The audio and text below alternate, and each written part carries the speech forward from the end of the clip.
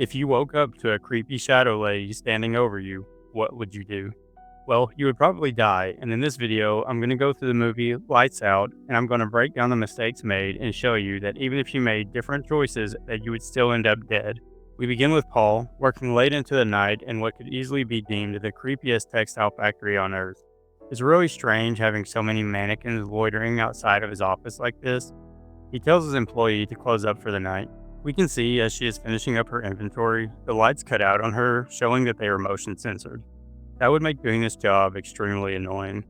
As the lights come back on, we can see the clothes are moving. It might freak you out a little, but it's probably not enough to cause you too much concern.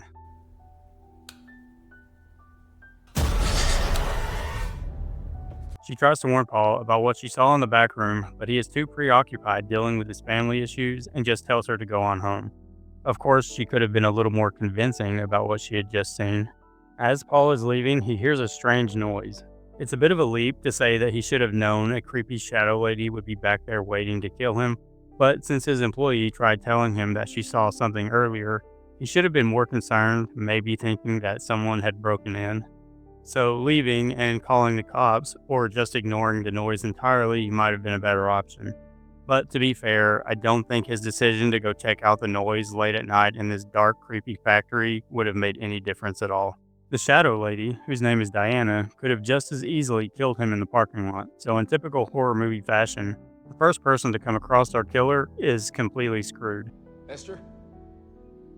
I don't think that's Esther. The lights cut out on him, and when they come back on, she is closer. For some reason, he looks away, and by the time he looks back, she disappears. He makes a break for it, but Diana slashes his leg. During their standoff, he notices that she can't come into the light. He sprints into his office and turns on the light. As he is looking out the window for Diana, the lights go out. As I said earlier, Paul was pretty screwed. I don't think there was really any way that he could have gotten out of this. I also find it kind of funny that no one in this movie cared that Paul was very clearly murdered. Yes, very sad. Anyway, it got me thinking. After some dumb shit that nobody cares about between Rebecca and her boyfriend Britt, we cut to Rebecca's brother Martin, who finds his mother talking to someone else in her bedroom. Did we wake you? Martin is understandably like, who the fuck is we?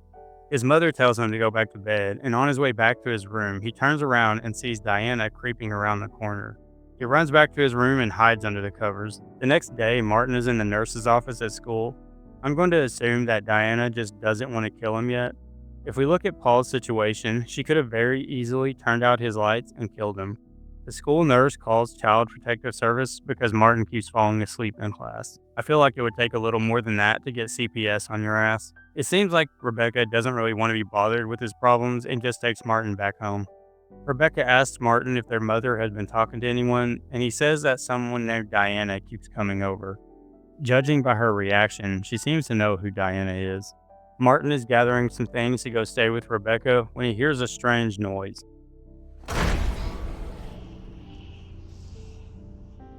I know he is just a kid, but come on, he had to know it was Diana. Just stay in the light and ignore her. You have a supernatural entity after you. If you want to survive this, you have to be smart. And checking out every noise you hear is not smart, just ask Paul. At Rebecca's place, we see him pull out a flashlight, which is good, but he's definitely going to need more than that if he wants to fight off Diana. As the audience, we know that Diana is not confined to the house with their mother, but it's unclear exactly how much information Martin knows about her. The point is, he should not let his guard down, and he should also be trying a lot harder to inform his sister exactly how dangerous the situation is. But to be fair, no one is going to believe him without seeing it for themselves. Later that night, Rebecca gets woken up to some scratching noises. Martin? That's obviously not Martin. The sign outside flips on just in time to save Rebecca, and she runs to the light switch to ward off Diana. The only reason that she is not dead here is pure plot armor. Diana could have easily killed her in her sleep. She also just got lucky that the red light flipped on when it did, and Diana could have also cut the power just like she did with Paul. There is literally nothing she could do in this moment to stop her, but I guess the power of being the final girl saved her. She finds Martin sleeping in the bathtub with his flashlight, which in all honesty wouldn't have done jack shit to save him. After somehow making it through the night, the child services worker shows up and tells Rebecca that she can't continue to house Martin and that he needs to go back to his mother. This doesn't really matter too much. Diana can attack you no matter where you are. So whether you fight him here at the apartment or back at the house, it doesn't make much of a difference. Rebecca has a flashback to when she was a child. She was coloring a picture when she was first confronted by Diana, who crossed the dad out of her picture and drew herself in. This makes her come to the realization that Diana is a real entity that is somehow connected to her mother. I feel like the encounter last night should have done that, but okay. She heads back to the house with her boyfriend to confront her mother about Diana. They should have stopped and got some extra lights before doing so. I really don't understand how she can just walk into this dark ass house without a care in the world after last night. I mean, there is some light coming through the windows, but not nearly enough to feel comfortable just walking in here like this. Rebecca goes upstairs, where she learns that Diana was a patient at the same psychiatric hospital that her mom was, and sees that the doctors were putting her under some kind of experimental treatment to try and cure her light sensitivity. Oh, and here is Brett just chilling here in the dark with no clue about what is going on. He should be dead here, and it would be completely Rebecca's fault for not at least attempting to clue him in about what is going on. And unfortunately, this is how most of you would die, getting attacked and killed before you even had a chance to figure out what was going on and fighting back. Now here is Rebecca going into her old room with no lights on without a care in the world. Dear God, she doesn't deserve to survive this.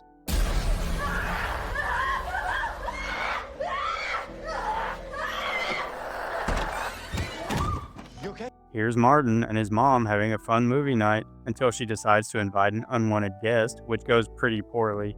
I'm not sure what she expected to happen. Anyways, Martin hightails it to his sister's apartment.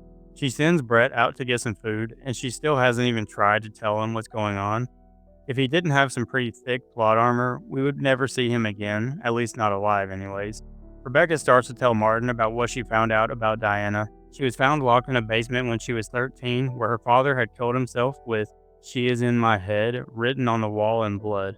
She was taken to the psychiatric hospital where she met their mother, Sophia. It was said that she could get inside people's heads and change them.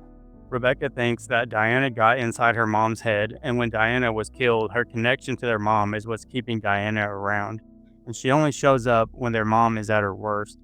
This is where, if you are ruthless, you would just go ahead and kill your mom and survive. But most people would have a hard time doing that. They hear a knock at the door and think that Brett is back. Once she opens the door and sees that no one is there, she should immediately know that it is Diana screwing with them. They then hear another noise, and for some reason, they just can't help themselves with checking out every creepy noise they hear in this movie.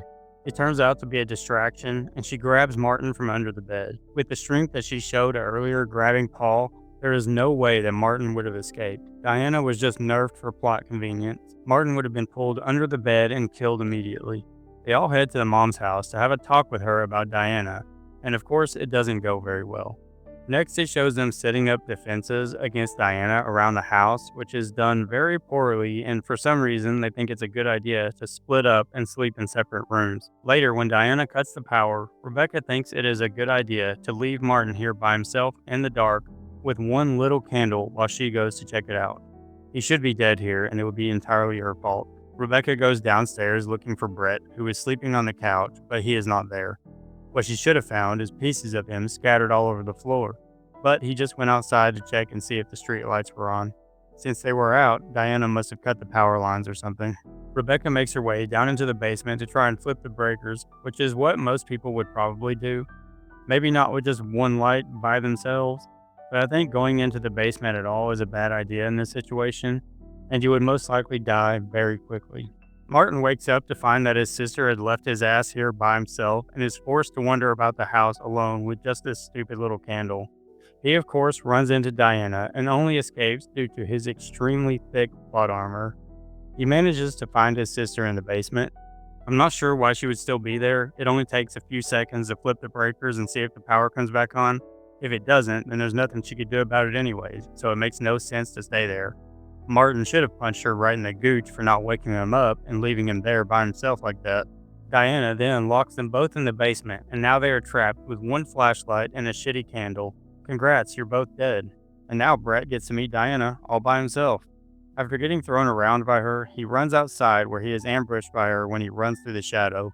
It was pretty quick thinking to use the car headlights to get rid of her, but he was panicked and he got in his car right away with no lights on. Diana should have appeared right behind him and killed him in his car.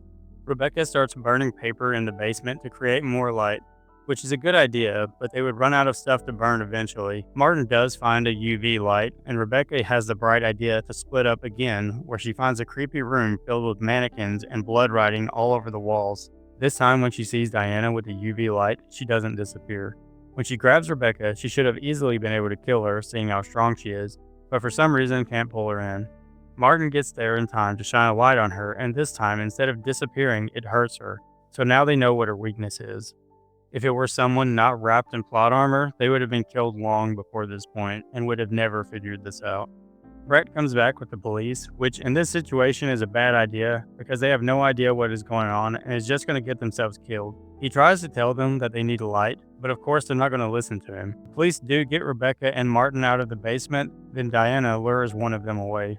He gets to find out the hard way that a gun by itself won't do anything against Diana and gets killed. The other cop goes after her partner, and Rebecca tries to get her to take the UV light, but of course she is not going to listen. She doesn't know what's going on.